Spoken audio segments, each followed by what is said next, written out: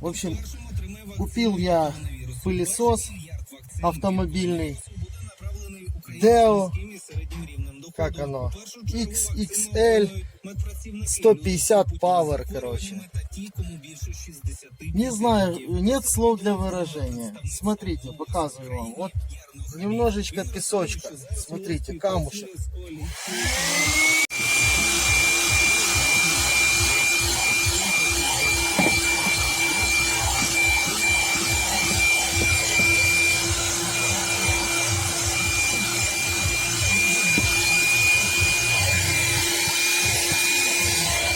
Вообще тяги никакой.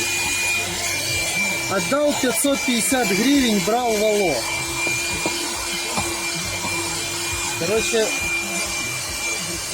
не знаю. Вчера он не пылесосит. Разве что только пыль пылесосит. Вот. И все. Вот. Ну, короче. Не знаю, что сказать. В общем, не советую этот пылесос. Выброшенные деньги на ветер.